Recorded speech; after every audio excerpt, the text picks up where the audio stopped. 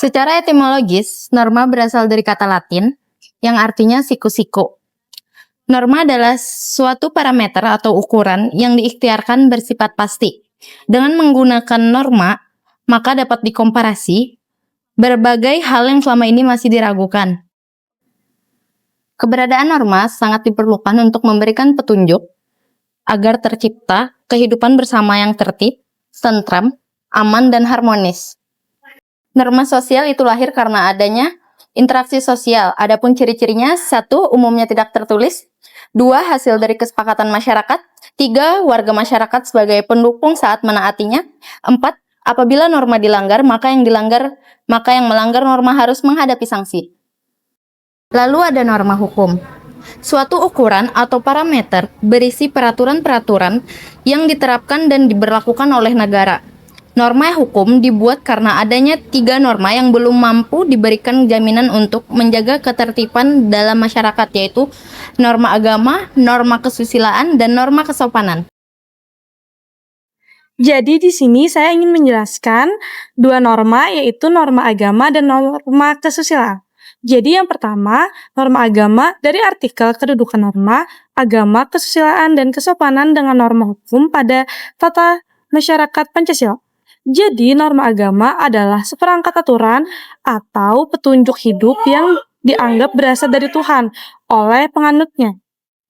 Jadi, artikel lain menyebutkan bahwa norma agama sumbernya dari Tuhan yang Maha Esa, berupa perintah, anjuran, dan larangan.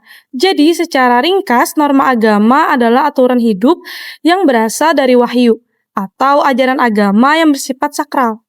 Jadi, mengatur hubungan manusia dan Tuhan dan dengan makhluk lainnya. Dan yang kedua adalah norma kesusilaan.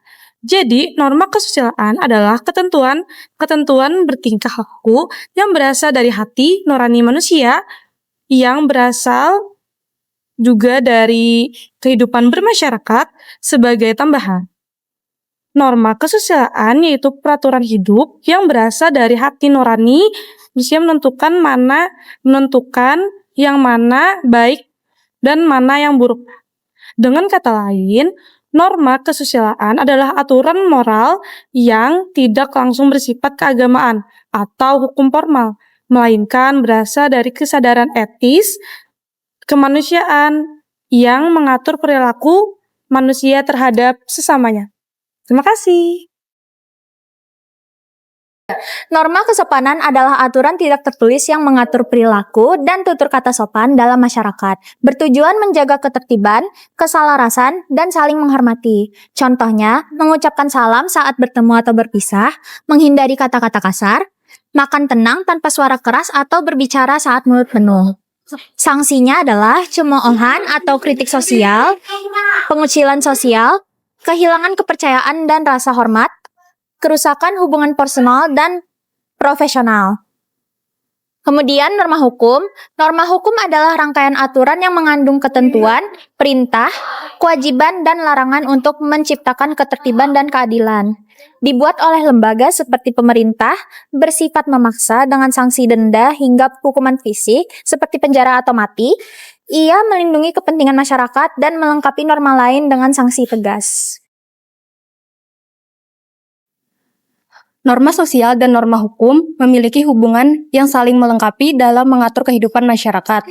Norma sosial dapat menjadi dasar terbentuknya norma hukum karena norma hukum seringkali mencerminkan nilai-nilai yang hidup di dalam masyarakat.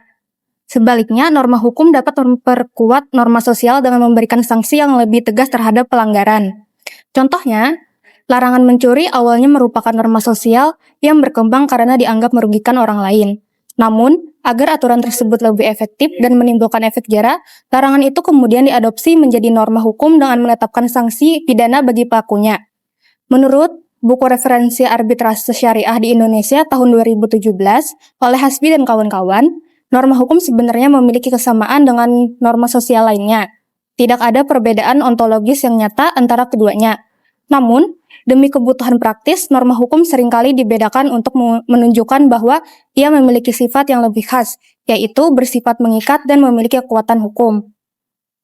Perbedaan antara norma hukum dan norma sosial tidak terletak pada sifatnya. melainkan pada cara penerapannya dalam masyarakat. Beberapa perbedaan adalah sebagai berikut. Pertama, sanksi. Norma hukum memiliki sanksi yang bersifat tegas dan berat, sedangkan sanksi norma sosial lebih ringan seperti teguran, celaan, dan pengucilan. Yang kedua, penegak aturan. Norma hukum ditegakkan oleh lembaga resmi negara seperti polisi, jaksa, dan hakim, sedangkan norma sosial ditegakkan oleh masyarakat secara tidak formal. Yang ketiga, bentuk aturan. Norma hukum memiliki aturan tertulis yang pasti mengikat, sedangkan norma sosial biasanya tidak tertulis dan hanya berdasarkan oleh kebiasaan. Yang keempat, pembuat aturan. Norma hukum dibuat oleh lembaga yang berwenang seperti pemerintah atau DPR, sedangkan norma sosial terbentuk dari kesepakatan masyarakat.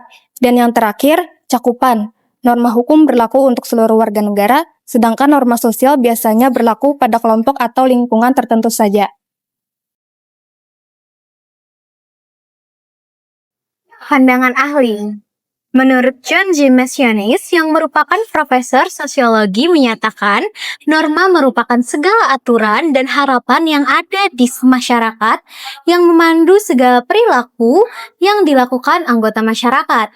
Sedangkan menurut Surjono Sukanto yang merupakan lektor kepala sosiologi dan hukum adat di Fakultas Hukum Universitas Indonesia, juga menyatakan bahwa norma sosial adalah sebuah perangkat yang dimana norma tersebut dibuat agar hubungan yang ada di dalam suatu lingkungan masyarakat dapat berjalan sesuai dengan yang diinginkan atau diharapkan.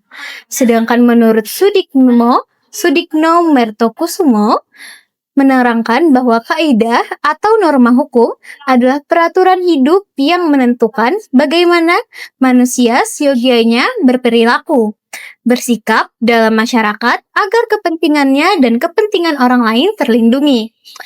Atau dalam arti sempit, norma hukum adalah nilai yang terdapat dalam peraturan konkret. Sedangkan menurut Jimli Asidiki, tujuan dari norma hukum adalah kedamaian hidup antar pribadi dan keadaan damai secara lahiriah dan batiniah yang menghasilkan keseimbangan antara ketertiban dan ketentraman. Kaidah hukum terbagi menjadi 3. Yang pertama, gebot, berisi perintah untuk melakukan sesuatu. Yang kedua, verbot, berisi larangan untuk melakukan sesuatu. Yang 3, mogen, berisi kebolehan untuk melakukan sesuatu. Kalau kita hubungkan isi kaidah hukum dengan sifatnya, maka kaidah yang berisi perintah atau larangan disebut sebagai imperatif, sedangkan yang berisi kebolehan disebut sebagai fakultatif. Kaidah imperatif artinya harus ditaati secara mutlak atau wajib untuk dilakukan. Sementara fakultatif sifatnya itu tidak mengikat, artinya boleh saja jika tidak dilakukan tergantung dengan keadaan. Kesimpulannya, norma adalah suatu tolak ukur yang bersifat pasti. Dari berbagai jenis norma yang ada, semuanya itu saling berkaitan.